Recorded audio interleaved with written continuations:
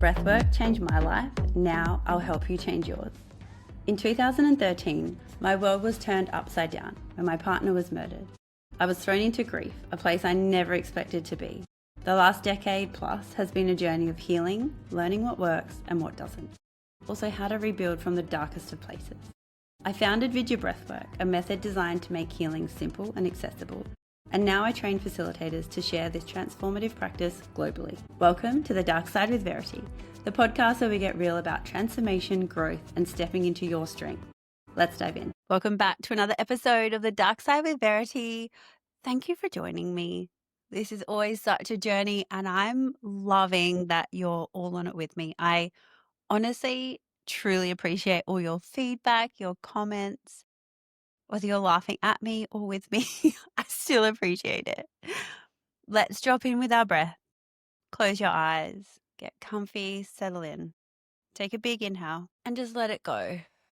Let go of everything that's no longer serving you. Let go of everything that's no longer for you. Welcome. This episode is letting go of the good girl. It becomes very apparent in our facilitator training what our past belief systems are when it comes to learning. And there are people that join and they say, it is so hard for me to focus. Watching videos is tough. Learning is tough. All honesty, I get it. I remember the first time I was really excited about a business, and it was the Kangen water. And they give you all of these videos to watch in your own time. And back then that wasn't like a real thing. A lot of the things I was doing were really in person. A lot of the training, it was all in person stuff. And so this was the first one where I was fully witnessing myself go through this process. And like, if you look at my sister and I, her idea of school was that she loved it. She is great at learning. She is amazing at English. Whereas I became very crafty and creative about learning. It just didn't really come naturally to me. And so when people talk about, oh, I loved school, I loved school for the social side, honestly. And that was very apparent up until year 12. When people come in saying they have difficulties in learning, I get it. The best way to learn is understand yourself first. We all learn differently. We all remember differently. And it depends what we really want in life. I remember he was a very detailed person. So when he was telling me about how he was fixing his ute, he would tell me every part, every piece, and it would all just go over my head. Like, I would listen because I knew it was important to him. I would retain none of it and have really zero clue still now about what part is what. And so the difference is when you're really interested in something and when you put in the effort to learn. Doesn't mean just because you want it, it comes easy. And so when I was studying these videos, it was comical. If somebody was filming me, I would sit in my room in my villa. I would prep everything so that I had the perfect space to learn. Within a few minutes, I'd be looking at the screen and then it would kind of drift off and I would be like, whoa, missed that whole section. It's like, hey, maybe I need to be outside. So I'd take my laptop outside. I would lay by the pool because then I was doing two things at once. I was getting a tan, plus I was learning. Also didn't last. I took myself to a cafe. Right, if there's no distractions, I'll put my headphones in and work. Again, that only works for a very short time. And it was just this constant battle. I almost felt like I had to strap myself onto the table and chair and force myself to like, stop, rewind, get it in your head. And I think that was my big turning point because from that, I understood there was evidence that it was possible for me to sit still and learn. Was it easy? No. Is it easy now? No, but I can do it. This whole training that I've designed is to really shake up your learning system so that you prove to yourself you can do it. And so the good girl, is it a syndrome? The good girl syndrome is wanting everything to be perfect, to be done on time, to be submitted, and to cruise through life. That's not reality. And that's also not going to be helpful with your clients, because clients are going to mirror.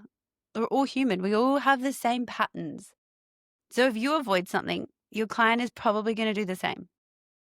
So this desire of wanting to be really great at something and really good, like, I get it, but it's also ruffling your feathers to make you understand that that's not going to get you the furthest. If you really go deep, things won't go to plan. Things will take you longer. You'll start to dig up some old stuff, and that's going to mess with you. And it becomes this real big journey. So the first 4 weeks is that. That alone it's what every training needs, because you shouldn't really be standing up in front of people if you haven't done this first, because you can learn techniques, but if you haven't done the deep work yourself, you don't know. You don't know how uncomfortable it is. You don't know how shit you're going to feel. You just don't know. And so you'll come along and say, oh, breathwork's amazing. It'll make you feel great. No. It's like a yoga class. Oh, do yoga. It's really fun. Yeah, the last 5 minutes of the class, that's the fun part. But all this journey in between is necessary to get there. Because if you were just handed everything to you, you would have no appreciation, but it also wouldn't land. Like, it's not going to land, and you're not going to have this beautiful gift where you have fully embodied and understand how messy, but also how beautiful healing is. And so all of these coping mechanisms, we'll call them, of like wanting to finish on time, or perhaps you start things and you don't finish them. There's no one that doesn't finish my training, by the way, because it's just designed to hold and support you through it all, but also to acknowledge all of your own stuff.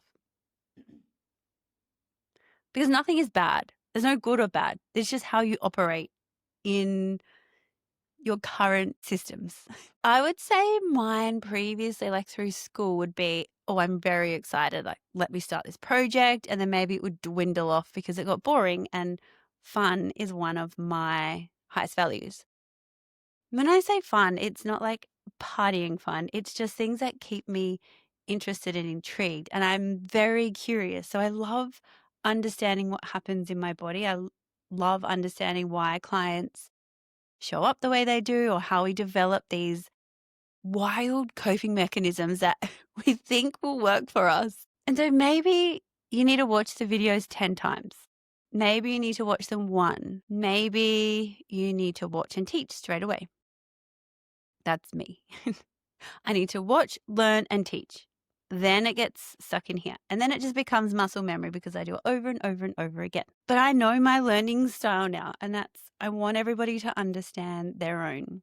And so it's designed for every different brain type, because it's like school now, right? Your kids go to school, and if they're not one to sit quiet and listen, they'll probably have to go through the process of being diagnosed with ADHD. Is it alarming that so many kids are now being diagnosed? Should we start to, the world is changing, so should we start to change the systems a little bit to not to accommodate every single person, but start to really understand how every person learns, because we're not all the same. Some people love sitting in a classroom and learning and can sit there all day. Some people have an attention span of about 20 minutes. Some people 90. So when you work out your system, you can then run your life from that.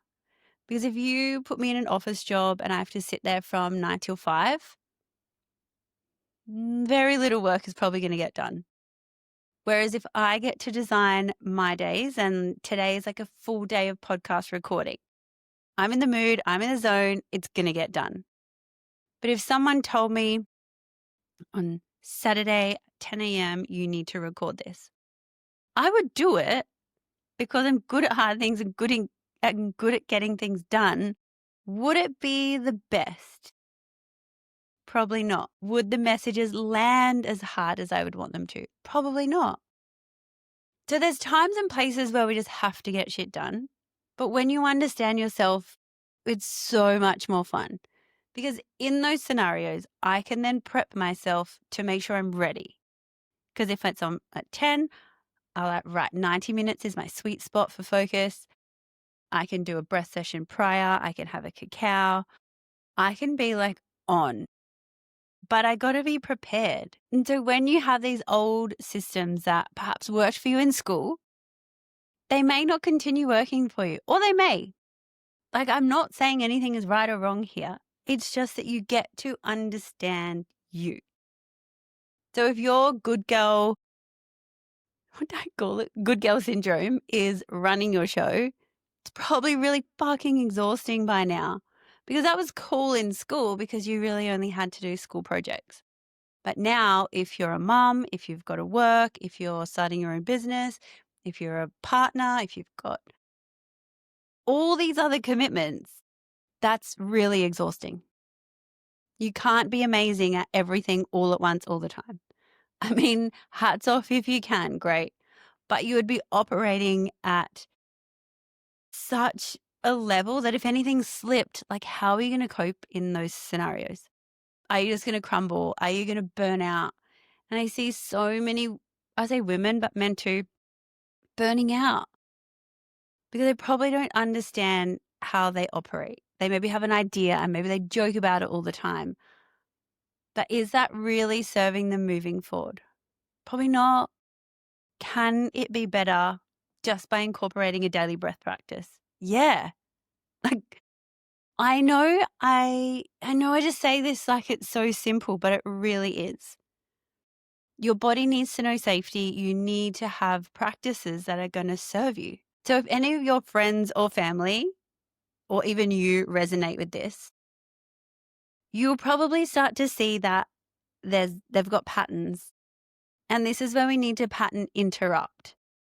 This is why in my course, I have designed this intentionally for this reason. And so when everyone comes in, yeah, it can be tough, but you need to know how to deal with the tough stuff, because the whole process is you watching you, because that's exactly what your clients are going to do. They are not going to do their homework tasks. They are probably want to get everything done and be like, yep, okay, I've done my breath work, tick, tick, tick.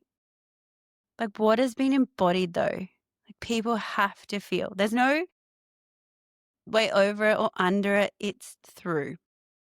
And once you develop that realization that you've got to do the work, it feels easier for your body, because wanting everything to look aesthetically pleasing and your life to look like you have it all figured out, honestly, like, no one actually cares whether you have your life figured out or not. Everybody's too busy worrying about their own. So take time to be good in your own mind. All of these podcasts are a bit preachy and ranty. Speaking of which, I've decided I'm going to go to church. I just want to see. I've been to church when I was younger. Am I religious?